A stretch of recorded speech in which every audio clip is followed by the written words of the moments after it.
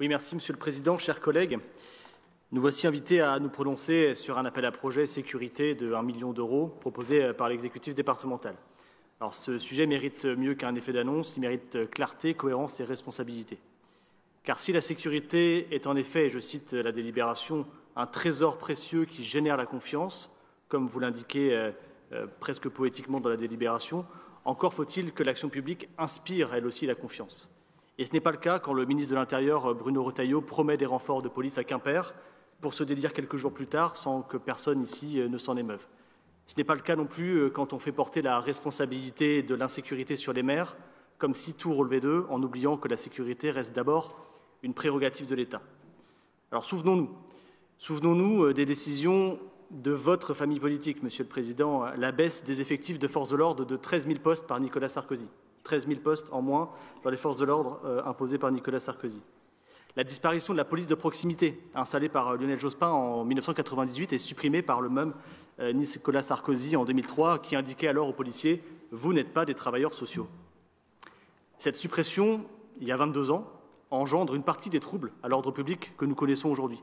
Parce que oui, la politique, c'est avant tout le temps long. Dès ce jour-là, la République a commencé à abandonner une partie de nos villes et de nos campagnes.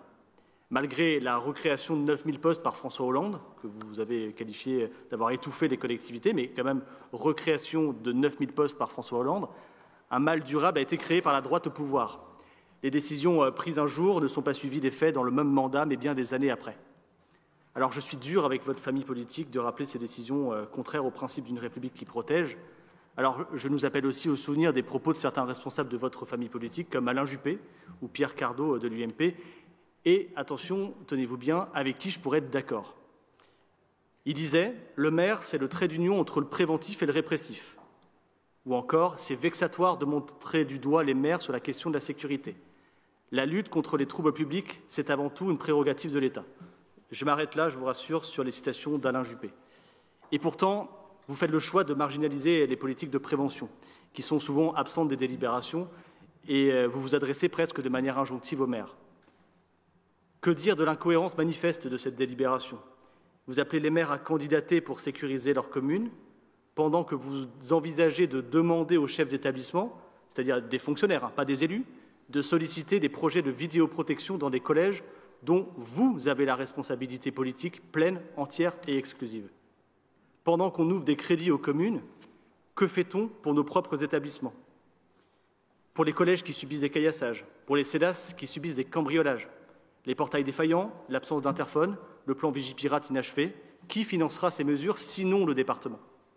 Alors agir sur la sécurité, oui, mais pas n'importe comment. Agir, c'est d'abord garantir la sécurité dans notre propre champ de compétences. Agir, c'est soutenir les politiques de prévention qui sont le vrai levier de long terme. Contrairement à ce que disait Nicolas Sarkozy, oui, bien sûr, les acteurs de la sécurité peuvent, à leur niveau, être partie prenante du travail social. Notre action doit accompagner donc les CLSPD et les CISPD, avec le rétablissement de la présence du Conseil départemental au sein de ces instances, comme le recommande une proposition de loi adoptée il y a quelques jours au Sénat. L'intervention collégiale de tous les acteurs permettra de former une chaîne solide et robuste, mais c'est dans le cadre des compétences et capacités financières de chacun. L'objectif est donc d'intervenir en complémentarité de l'État, pas en substitution, car sinon c'est un nouveau transfert de charges déguisé, non compensé, et que vous, comme moi, nous dénoncerons. Agir, c'est éviter les appels à projets sans critères clairs lancés en pleine période estivale, sans garantie d'équité territoriale et qui ne répondent pas aux besoins réels des territoires. Est-ce que ce plan est en réalité confortable pour l'État, qui peut trop facilement compter sur les collectivités locales pour intervenir à sa place? Ce plan, il est inéquitable pour les communes qui n'ont pas les mêmes moyens ni les mêmes enjeux et qui méritent des approches adaptées, pas uniformes. Et que dire du financement uniquement orienté envers les polices municipales ou les caméras, alors que beaucoup de maires ont besoin de soutien pour d'autres dispositifs en complémentarité avec leurs actions de terrain? Votre plan, il est déconnecté des réalités, car ce n'est pas en installant des caméras qu'on remplacera les politiques de prévention, les éducateurs de rue, les médiateurs sociaux ou les actions de terrain. Et ce plan, il est incohérent, car il ne dit rien de l'engagement du département pour sécuriser ses propres bâtiments. Au fond, cet appel à projet, c'est une manière habile de politiser la sécurité à quelques mois des élections municipales, une manière de flatter un certain discours sécuritaire sans réellement garantir une vraie efficacité. Mais ce que les Finistériennes et les Finistériens attendent, ce n'est pas un plan politicien, c'est une action juste, partagée, articulée avec les autres niveaux de l'action publique. Alors oui, la sécurité est un bien commun, mais c'est un bien fragile qui se co-construit avec méthode, avec honnêteté et dans le respect de nos compétences. Le département ne peut être ni l'alibi des renoncements de l'État, ni la caisse de résonance d'une vision politicienne de la sécurité.